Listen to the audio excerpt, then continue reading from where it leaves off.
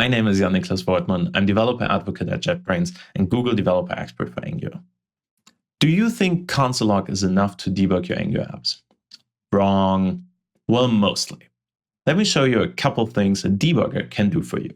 I will use WebStone for this demonstration, but most of the things also work in a similar way in modern browsers.